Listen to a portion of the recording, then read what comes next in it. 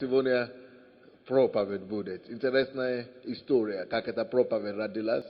Вчера вечером, где-то 2 часа ночи, я сидел и готовил проповедь. И я написал проповедь, которую я буду сегодня читать. А потом пошел спать, да, после этого.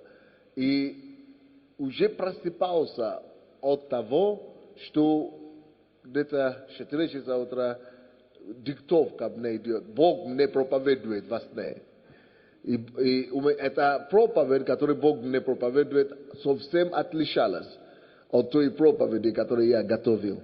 Я готовил одну проповедь, а во сне у меня были слова. Я слышу проповедь, Бог мне проповедует моему духу. Как будто мой дух и Дух Божий общались, и Дух Святой говорил.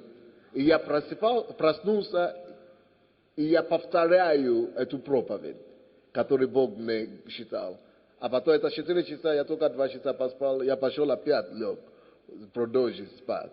И уже проснулся 7 часов, проповедь продолжалась. Эта проповедь. Именно одна та же самая проповедь. И я понял, что обычно Бог мне во сне дает название проповеди. И иногда я сплю, и я слышу голос Бога мне говорит, допустим, какую-то тему. Или что-то говорит во сне. А тут целую проповедь. Целую проповедь. Поэтому я знаю, что это кому-то поможет. И я постараюсь смысл и суть передать вам. В чем суть этой проповеди, которую Бог мне говорил сегодня? Это я его так назвал. Постройте свою жизнь на голосе Божьем. То есть, обычно мы говорим о том, что постройте свою жизнь на Слове Божьем, да? Читайте Библию и живите по принципам, которые в Библии написаны. А вот сегодня Бог мне положил на сердце и говорил мне конкретно о том, чтобы проповедовать людям. И он мне даже дал объяснение. У кого-то проблемы со зрением, я сейчас вижу. Если у вас проблема со зрением, пожалуйста, положите руку также. Господь исцеляет вас. Мы запрещаем эти проблемы по зрениям. Постанавливаем, чтобы эти зрения восстанавливались. Сейчас же во имя Иисуса Христа. Аминь. Хороший. Бог мне объяснил так, почему именно эту проповедь и я должен вам читать сегодня. И обратите на это внимание. Я буду спокойно изложить его, чтобы вы просто не отвлекались и поняли суть. Бог мне ложит на сердце, что будут много, и у всех нас все бывают проблемы. Но особенно с этим экономическим кризисом, да, который идут по всему миру, она сюда дойдет тоже, скорее всего. И, скорее всего, это еще не финиш. Скорее всего, это начало. Поэтому очень важно, чтобы мы, как дети Божьи, которые общаются с Богом, которые имеют доступ, слышат голос Бога, чтобы мы воспользовались преимуществом того, что мы Бога знаем. Окей? И это преимущество заключается в том, что мы можем послушать то, что Бог нам скажет, а Бог всегда нам будет давать те инструкции, которые никто больше не знает, и которые мы можем пользоваться, чтобы выжить, и чтобы наоборот выходить из любых ситуаций, которые могли бы происходить вокруг нас. И в связи с этим, но не только с экономической точки зрения, а также есть разные проблемы, которые могут возникнуть в жизни любого из нас. Каждый день мы сталкиваемся с определенными проблемами. И сейчас, кто из вас в курсе, что у нас опять выборы идут? Вы в курсе, хорошо.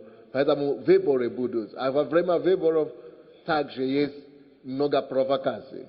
И против нас, вот на днях, вчера приглашали меня, пятницу, пригласили меня на телевидение, СТБ, эти провокаторы. Я раньше не знал, что они такие провокаторы. Я думал, что люди все, как мы, честные, порядочные, хотят слушать истину. Оказывается, что они все политикой занимаются. Короче, приглашают и говорят, приходите и мы хотим передать интервью с вами на тему, какие должны быть политики в Украине. Они мне хотят подстоп сделать, потому что я иностранец, не имею права обсуждать политические ситуации, а они мне вот такой. А потом будут спрашивать, за кого вы или что-то, чтобы кого-то помешать, чтобы сказали, что иностранец поддерживает кого-то. Короче, вот будут много таких провокаций, и будут много таких атак. Я месяц назад, да, Томенко, на генеральную прокуратуру на меня подал, да, что у меня здесь незаконно я получил паспорт. Хотя у меня украинского паспорта и нет. И чтобы генеральная прокуратура занималась мною о паспорте, который я незаконно получил. А на самом деле паспорта не существует. Короче, провокации разные будут. И на церковь будут, и на наших братьев и сестер, особенно те, которые занимаются политикой, тоже будут такие проблемы, атаки. Поэтому разные атаки могут быть. Могут быть неприятности с финансами. Я слышал, что некоторые банки сейчас государство спасает, что аж 10 банков или 12 банков, которые на грани банкротства. И сейчас государство вынуждено вмешаться, чтобы спасти эти банки. То есть кризис и проблема, и еще же у нас такие политики, да, как наверху, которые, короче, не могут договориться между собой. То есть вопросы есть. А также есть люди, я чувствую, которые имеют также проблемы со здоровьем. Может, кто-то в зале сейчас имеет вопросы со здоровьем. Вот сегодня я только что молился за человека, у кому поставили диагноз рака. И такие вещи каждый день бывает, что у кого-то рак, мы молимся, и слава Богу, у кого-то исцелил четверг Бог, и такие вещи происходят. Но Бог мне говорит, скажи твоим людям, что разные жизненные ситуации могут быть, приходить. Пусть они строят свою жизнь на голос мой, на голос Божий. И Бог мне начал эту проповедь читать. Стройте свою жизнь не только на Слове Божьем, но на голосе Божьем. Что это обозначает? Когда любая ситуация приходит в жизнь, братья и сестры, найдите время и найдите возможность, чтобы искать лицо Божие. Между прочим, микрофон, возьмите микрофон, будете... Ага. Найдите возможность, не подавайте панику, не ищите быстрое решение, человеческие контакты только. Можно это тоже делать, но прежде всего Бог нам говорит, ищите моего лица. Помолитесь так и помолитесь настолько, пока Слово Божье к вам не придет. Пока голос Божий не придет к вам. Еще имеется в виду, ищите лицо Божье о любой ситуации, которая перед вами стоит, до тех пор, пока вы не услышите слово от Бога конкретно относительно этой ситуации. Допустим, сестра сейчас, за которой я сейчас помолился, я не знаю, остались в зале или нет, у кого раковая болезнь или вообще любое, что вам стоит делать? И она, и дочка, которая привела, или родственник, возьмите просто время, отдельное время, поста и молитвы. Вы помните, как мы делаем уединение, да, когда мы уединяемся? Просто уединяйтесь и молитесь, пока Бог вам не проговорит. И Бог мне вот об этом проповедовал сегодня ночью, что в моем голосе будет ответ. Когда я пошлю мое слово, написано, что Господь послал слово Его, и слово Его исцелило их, и избавило их от могилы. Это какой псалом? Псалом 102? 102, 3 стих. Читайте, пожалуйста. Пусть Бог посылает слово. Вот, сестричка, вот ваша мама постоянно ко мне подходит относительно какой там аферы у вас прошли, как элит-центра, да? И чтобы мы к мэру шли и так далее, чтобы мэр, я ходил к мэру, он тоже занимается этим вопросом. Но, вы знаете, что Бог сейчас мне говорит сегодня ночью? Мэром. Но если вы получите слово от Бога, найдите время, чтобы уединиться с Богом и целенаправленно молиться. Не надо полагаться на человека, ни на мэра, ни на президента, а найдите его. Если он вам даст слово, как Бог может делать? Я помню ситуацию даже такой, как одна мама здесь у нас в церкви, между прочим, она тоже меня слышит, может быть, она запомнит, молилась за своего ребенка, тише, микрофон, что-то она развеивается. Молилась очень сильно за своего ребенка, который имел зависимость. Так? И он не хотел быть посвященным. То он старался, но это, вы знаете, зависимость не давал ему. Так? И что она делала? Она начала молиться. Я даже не помню, сколько она постилась. По-моему, она постилась все время и молилась. И однажды, пока она молилась в офисе, Бог просто ей показал видение такое. Когда она увидела своего сына, то ли перед Богом, то ли я уже не помню, но, короче, свободный. То есть Бог этим самым показывает, что пускай он делает, что хочет. Пускай с ним творится пока что угодно. Но я тебе говорю, что все, я этот вопрос уже решил. То есть, вот вы знаете, что я имею в виду? Надо нам вот так взяться за Бога так конкретно, пока Бог не пошлет слово нам в эту ситуацию нашу. Вы понимаете, что я говорю? То есть и такой маме, допустим, который Бог уже показал сына перед Богом, перед троном Божьим, что все, он уже сияющий, радостный, освобожденный. Ты знаешь, что куда ни крути что-нибудь, Бог показал, все. И такой же ситуации. Даже если эта проблема решится, не через мэра, не через власть, но Бог, когда Он вам уже скажет, значит, Бог найдет у Бога миллион способов, как решать проблему. Но нам нужно не искать быстрые пути, а Бога надо найти. Это то, что вот всю ночь сегодня Бог обо мне об этом постоянно говорил. 7 часов я слышу голос Бога, голос Бога.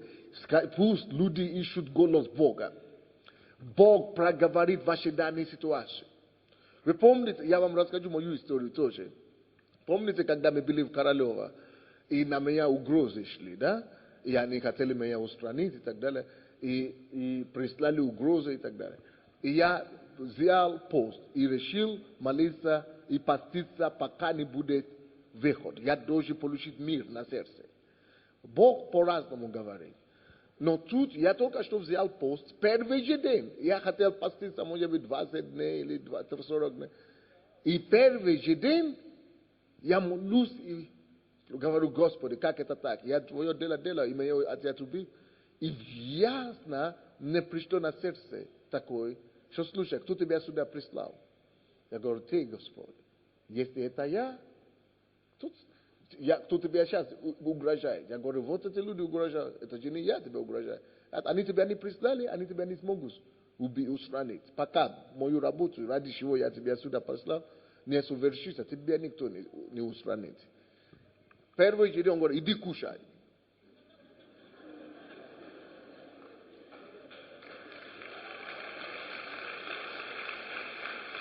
Иди кушай, иди есть. У меня такая радость наполнила сердце. Знаете, не из-за еды, а из-за того, что Бог проговорил.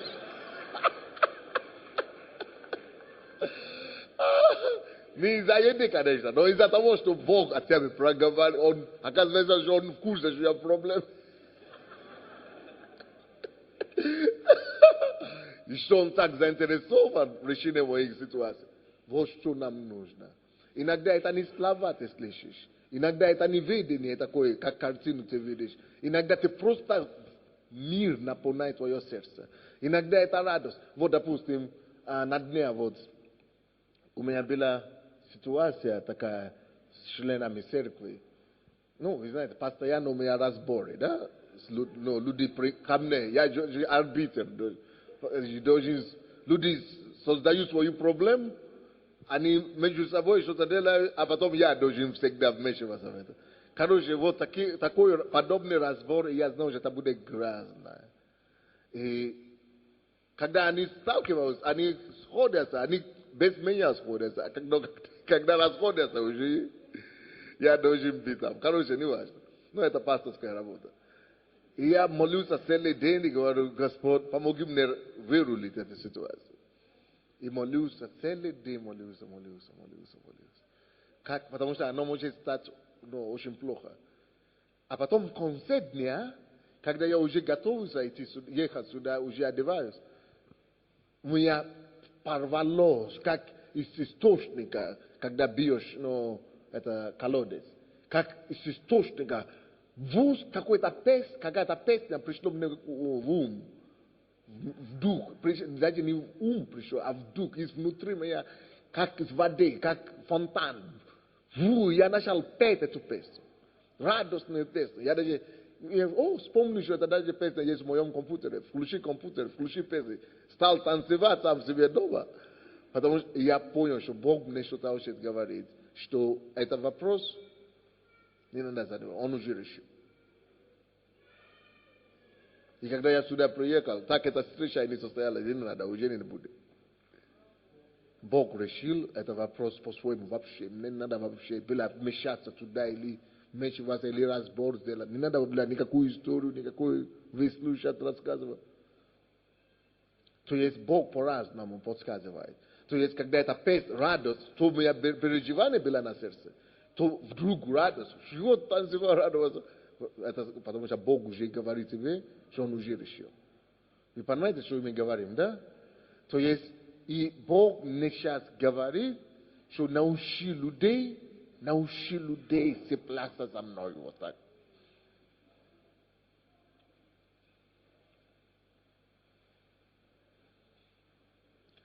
Научи людей просто один только выход. Цепляться за Бога, и все.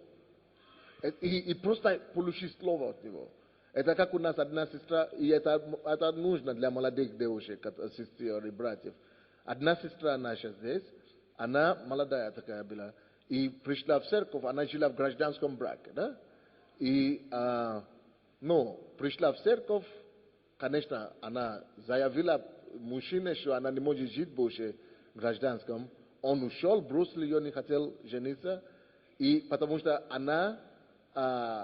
ей стало плохо, она стала болеть, и она пришла в церковь, и во сне, она даже не знает, что гражданский брак плохо, просто пришла в церковь. И во сне она слышит голос Бога и говорит ей: ты будешь болеть до сих пор, пока ты живешь в этом гражданском браке. Собери свои вещи и уйди отсюда. И она заявила ему так, и они разошлись. Но она уже ходила в церковь 10 лет, so ей за 30 или около 30, и она не выходит замуж. И она просто решила выяснить у Бога. Вообще, какие твои планы для меня? Буду я замужем или не буду? Мне просто нужно знать. И она пошла, начала искать лица Бога. И Бог ей говорит: слушай, ты сделала правильное решение, ты ушла от греха, ты оставила грех, и ты служишь мне. Ты служи мне сейчас, не думай о замужестве, потому что когда ты выйдешь замуж, тебя не до меня так будет, как сейчас. Поэтому я тебе не даю выходить замуж. Потому что когда ты не замужем, ты свободна, ты можешь служить Богу. Но как только что ты выйдешь замуж, у тебя другие заботы появятся, и ты не сможешь исполнить то, что я тебе ожидаю. Поэтому ты выйдешь замуж в свое время, но пока даже не думай об этом. Только концентрируйся на... И когда после этого еще несколько лет она не могла выйти замуж. И после этого у нее уже был мир на сердце. Она уже получила слово. Видите, что мы говорим, да? Она уже получила слово. Вот, помните название этой проповеди? Стройте свою целую, свою жизнь, полностью свою жизнь на голосе Божьем. Во всех ваших делах давайте будем во всех наших делах, давайте будем искать вот голос Божий. Пусть голос Божий направляет нас. Пусть голос Божий станет нашим спутником вот таким образом. Когда будет голос Божий, мы всегда будем иметь утешение, всегда будем иметь мир, всегда будем иметь выход. Когда мы будем иметь это голос Божий, мы знаем, что есть ответ. Там, где есть голос Божий, там есть выход. Там, где есть голос Божий, там есть покой. Там, где есть голос Божий, там есть уверенность в будущем. Так, ты знаешь, что Бог в контроле. Читайте это место. Вы нашли какой стих это? Псалом 106, 20 стих. «Послал Слово Свое, и исцелил их, и избавил их от могил их». Обратите внимание, громче читай, наверное, не слышно там сзади. «Послал Слово Свое, и исцелил их, и избавил их от могил их». Обратите внимание на слово «послал Слово Свое». Бог любит этим заняться. Бог любит посылать свое слово. Бог любит посылать его голос. Это то, что он мне дал знать сегодня во сне. Бог любит посылать слово. Но, слушайте, Бог не посылает слово среди суеты. И знаете, для Бога, что такое суета? Суета – это как грязь. Суета – это как болото, где свинья, ну, это самое. Кто пойдет в болото и бросать туда жемчужину? Кто пойдет в болото и бросать золотом или бриллиантом? Нет, не то, никогда в жизни. Вот, суета – это как болото. И зачастую мы с вами, извините за такой параллел, но мы как играемся в это болото все время суете. Мы живем суетой, переживанием. Что там будет, что это. И Бог хочет, чтобы мы превозносили Его выше этой суеты. Чтобы мы научились успокаиваться в Нем. Чтобы мы научились доверяться Ему Боже. Чтобы мы научились приближаться к Нему и успокаиваться в Нем, чтобы мы в тишине могли слышать Его голос. Дайте, братья, пусть это будет практика новая и явная среди нас, у нас в церкви, чтобы практика искания голос Божий, чтобы это стало традицией хорошей для нас, чтобы это стало культурой нашей христианской жизни, что мне нужно слышать Бога. Я должен слышать Его голос, я должен видеть Его вождение, Его руководство. И для этого, чтобы не было этой суеты, стоит иногда, друзья мои, и закрываться на пару дней. Стоит, друзья мои, иногда даже и отказаться от еды, или отказаться от привычного режима нашего питания и так далее. Стоит, действительно доказать Богу, что это голос важнее для тебя, чем какие-то определенные твои занятия, которые отвлекают тебя от него. Стоит порой даже Богу доказать, что еда это не настолько важна для тебя, как вот голос его. И когда человек вот так может доказать Богу, что голос Божий превыше всего для него, таким людям Бог посылает слово. И видите, Он послал слово, и это слово дало результат. Написано, Он послал слово, и слово что? И слово исцелило, и избавил их от могил их. Слово исцелило.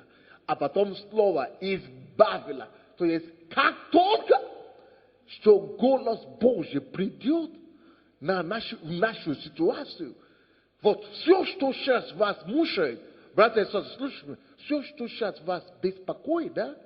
Если только вы выслушайте, поищите слово, и Бог пошлет слово свое в эту ситуацию, автоматом с этим словом приходит избавление. автоматически с этим словом приходит исцеление. И приходит тут же покой, мир, выход. Живите, стройте. Давайте будем строить с вами наши с вами жизнь, наши с вами решения, наши с вами какие-то предприятия, идеи и перспективы на то, чтобы слушать Слово Божье. Слушайте, принесите мне мою книгу там, кто там продавцы. Принесите мою книгу «Как слышать голос Бога». Или, может быть, есть чьи-то подобные книги, не только мои, может быть, чьи-то авторы есть на этой теме. Давайте научимся, как слышать и расслышать голос Бога. Братья, мне Бог это говорит сегодня во сне. Если мой народ только научится слышать мой голос вот так,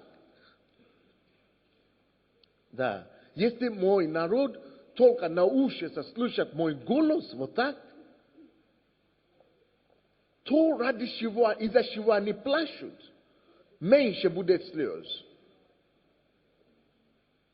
меньше будет трагедии, меньше будет расстройства. Есть выход из всего, ребята. У Бога выход от всего есть. И Он скажет, что относительно этого рака.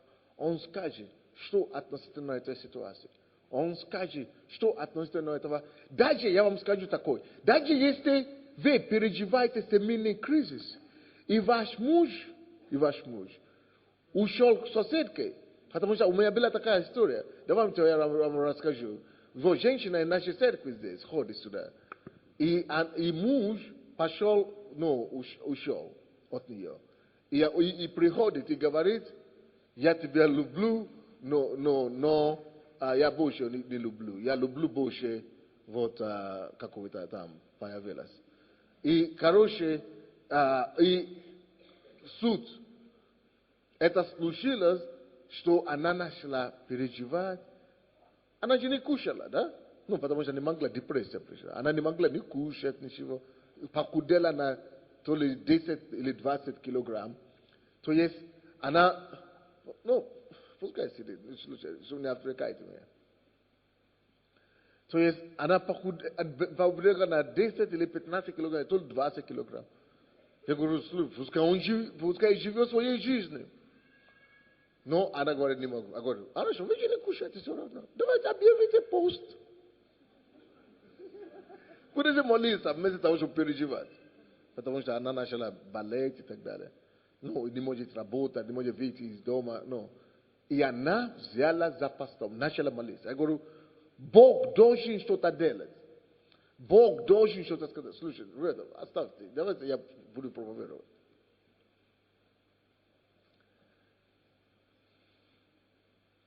И я говорю, давай будем искать лицо Божие. И она начала поститься, искать лицо Божие.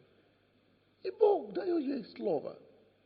Что ты реши, ты сама должна решать, что эта женщина должна сама решать. Если ты ее простишь и возьмешь, если ты его простишь и возьмешь, что это ты решаешь. Он вернется. Если ты его не хочешь простить и взять обратно, то он останется. И она говорит, Господь, дай мне благодать простить. Да. И Бог дал ей силу, она говорит, Господь, я его буду... Я говорю, ты спаситель за его, промоли его. И она постилась и молилась, я не знаю, нисколько недель. Еще вы думаете, это мужчина сейчас сюда ходит. Он, послушай, я вам скажу, то он раньше никакой. Он раньше никакой не был, ни тепло, ни мясо. Или как мы говорим. Да. Ни теплый, ни холодный, ни рыба, ни мясо. Был раньше, да. Да. То после этого, что с ним начал, он говорит, отвращение у него появилось к греху. Причем не только к греху, блуду к этой женщине, с кем он жил, но он говорит, отвращение у меня появилось самому себе. Как я смог? Как я мог?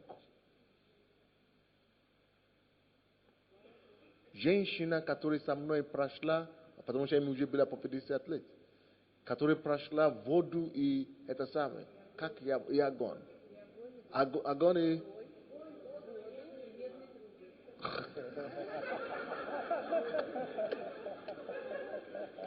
Ну ладно, огонь и воду. Как это так? Я мог так себя вести.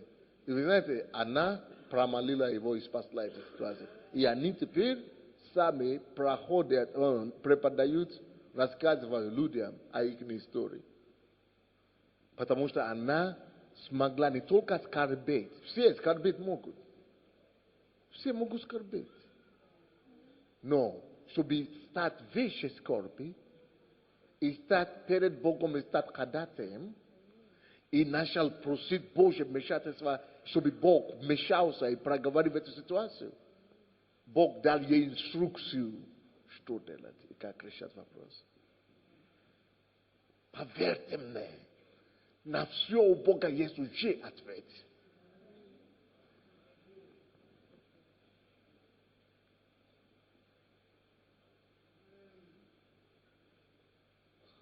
Ответ на ваш вопрос уже есть. Но почему вы тогда спрашиваете, почему тогда я не слышу? А потому что суета мешает нам. У вас тысячи голосов своих, тысячи мыслей своих. Поэтому некогда вам слышать. А Он так хочет вам проговорить. Он так жаждет вам сказать об этой ситуации выход. Но потому что нам некогда, мы слишком погрязли в своих путях. И эти книги тоже нам помогут, конечно, слышать голос Божий. Но если мы не настроены внутри, дисциплины нету нашей, мы не услышим все равно. Если суета все равно вокруг. Моя книга называется «Как слышать голос Бога». Сандея Делажа, да? «Как слышать голос Бога». Поможет вам. Вторая книга называется «Небеса так близки». Это от голоса Божьего, да? Небеса так близки, называется. Я знаю, что есть еще другие подобные темы, как слышать голос Святого Духа и так далее. Возьмите, обучайте себе, подготавливайте себе. Но вот суть заключается в том, что когда голос Бога приходит, ясность приходит. Бытие, 12 глава, с 1 стиха по 3 стих. Когда голос Бога приходит, выход находится. Сразу. Когда голос Бога приходит, переживание останавливается. Когда голос Бога приходит, друзья мои, ни за что больше уже печались. Голос Божий держит в себе ответ. Знаете, я чувствую, что надо эту проповедь продолжать. Надо пошире, надо, чтобы мы действительно отнеслись к этому очень серьезно. Да. И сказал Господь Аврааму. Вот, и сказал Господь. Вы читайте Библию, везде написано, и слово Господне пришло к Соломону. И слово Господне пришло к Аврааму. И сказал Господь. И голос Божий сказал. Или и Господь проговорил. И заповедовал. Вот в эти все слова, фразы подобные, наполнены ответы.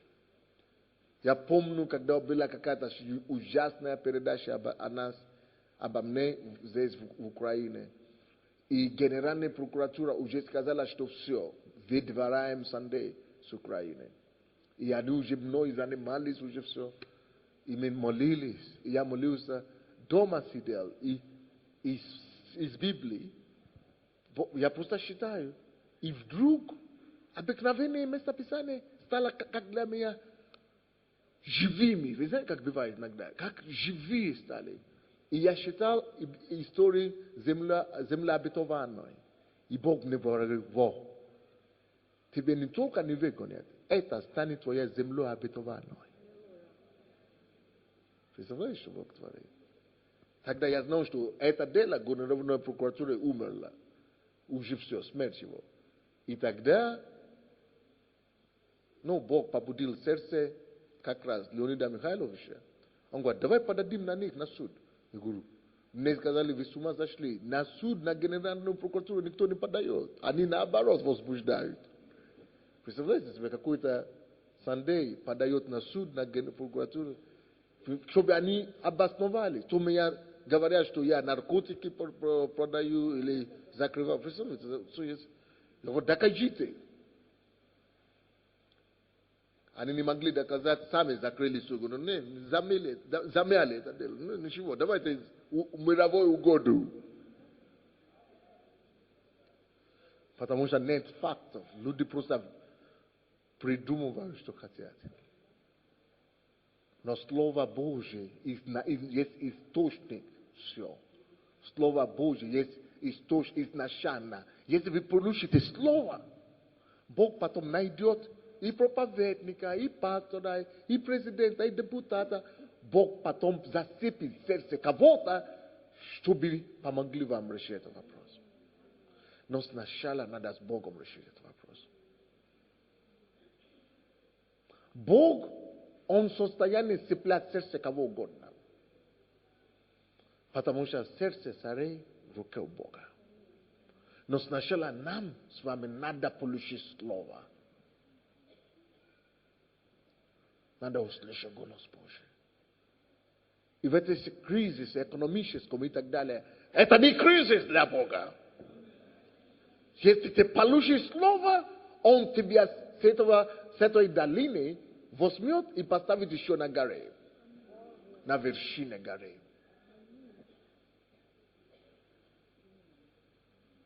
Он превратит этот минус в плюс. Не важно, как глубоко эта тьма. Потому что его слово, когда он приходит, это слово становится светом. Помните в Бытие 1:3. Он говорит, да будет, и стал свет. Да будет свет, и... То есть тьма превращается в свет. Любая тьма в вашей жизни превратится в свет. Когда слово. Давайте будем искать голос Бога. Однако я должен вам сказать, что нельзя искать голос вот такой, как вы слышите меня через уши. Кто ищет такой голос, то заканчивается в одном месте. Павлова.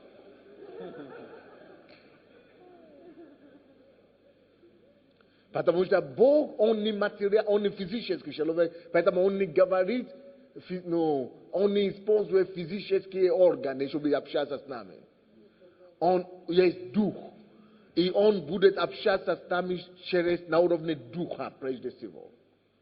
Вы понимаете, что я говорю? Это уши, эти внешние, они созданы для физических взаимоотношений, чтобы другие физические люди могли с тобой общаться. И когда мы начинаем искать, дьявол использует слабости людей, которые не разбираются. Чтобы они начали искать полезный, голос Божий, голос. Когда вы открываете свой дух вот так, тогда бесы начинают без разными голосами говорить. И люди начинают стать больными, и навязчивые места начинают приходить. Поэтому не ищите голос ощутимо. Бога ищите. Возьмите Библию. Возьмите молитву. Ищите лица Бога, чтобы Он проговорил вам. А Он уже решит, как проговорить.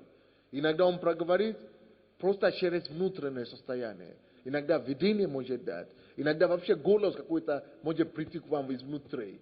Иногда Он может даже иногда внешним голосом тоже говорить. Но это очень редко, в исключение. Иногда Он может сон вам даст. Иногда Он может просто через Библию какое-то слово вам даст. Иногда даже через книгу какую-то может. Или иногда кто-то вам просто скажет пророчество. Или что. Бог может, но Бог вам даст какое-то решение. И вы будете знать, что это точно не я. И это не моя плоть. Что это Бог сам отвечает и отвечает на мои вопросы. Я даже еще не начал читать мое местописание. Я продолжу эту проповедь в четверг. Дай Бог. Да? Может быть, я смогу продолжить в четверг. Если я думал, я буду проповедовать в четверг. И в воскресенье еще продолжу, если даст Бог. Очень серьезная тема. Но, слушайте, это Бог не ночью, поверьте мне, видите, я не буду придумывать, да? То есть, Бог не всю ночь сегодня читал эту проповедь. Чтобы относитесь к этому серьезно. Потому что есть люди здесь, которые имеют проблемы, которые могут решаться только голосом Божьим. Я больше чего скажу. Что Бог знает, что вы будете здесь на этом служении сегодня. Даже из вас кто-то, может быть, даже и не планировал прийти. Я хочу вам сказать, что Бог специально привел вас именно на это служение, чтобы вы слушали эту проповедь. Потому что это, если у меня была другая проповедь. Если он это поменял специально, и чтобы и дал мне эту проповедь, чтобы это самое, это значит, что кому-то Бог действительно серьезно привез, кого-то Бог сюда привез специально. Церковь на служение сегодня, чтобы вы слышали это слово.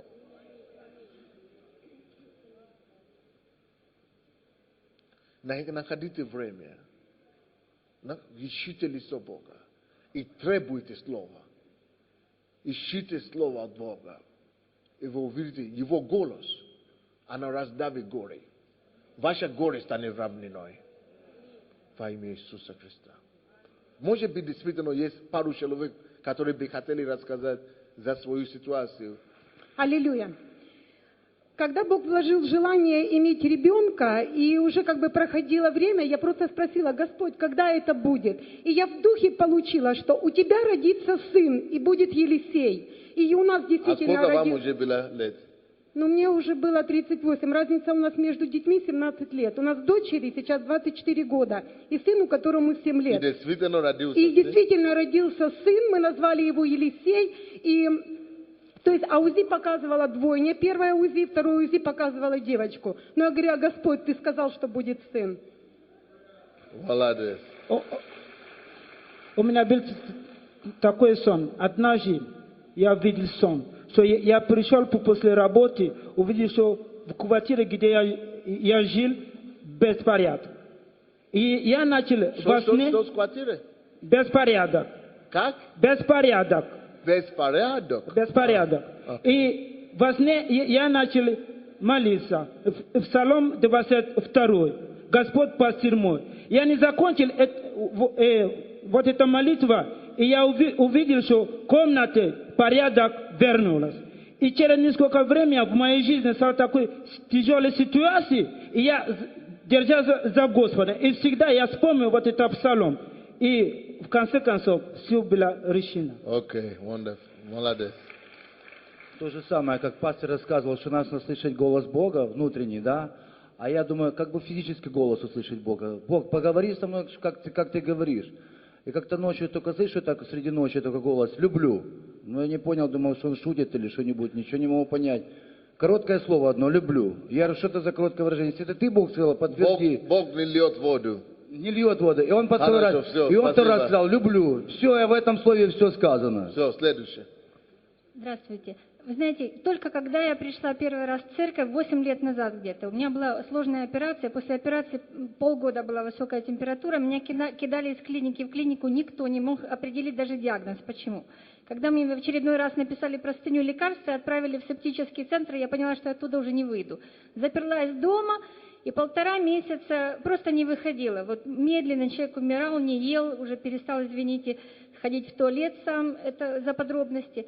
Я не принимала эту церковь, честно. Я 6 лет, я говорила, сколько меня звали, я говорила, ноги моей в этой секте не будет. Я каялась и каюсь еще раз. Я всегда этот пример привожу. И вы знаете, последний раз, когда мне звонила приятельница моя и говорила: ну пойдем, это я в уме себя даже не сказала, это будет последнее место, куда я пойду, это было последнее место, куда я могла прийти. И вы знаете, я только пришла в церковь, и неделя где-то, я еще не знала, как молиться, я еще не знала, я только начала ходить на библейскую, на школу ОБЦ, но я дома закрывалась, вот по несколько часов я каялась, я взывала к Богу, я плакала. И вы знаете, как-то ночью я просто встала, вот села на диване, наверное, хотела пойти воды попить на кухню. Хоть пастор и говорит, не ищите голосов, я не искала голосов никогда. Вот, потому что вообще не знала этого. Но я села, это было ночью, я просто в ухо услышала: твое лекарство – молитва. Твое лекарство – молитва. И я, вы знаете, я сначала обалдела совершенно, потому что я испугалась, я думала, может быть, мне это дьявол говорит, а потом думаю, боже мой, ну дьявол бы мне вряд ли сказал, что мое лекарство – молитва. И с этого дня я начала подниматься. Я за 2 месяца я поднялась без всяких таблеток, я развернулась и уехала уже работать. Слава Господу! И я не знаю куда, но я еще раз хочу принести жертву благодарения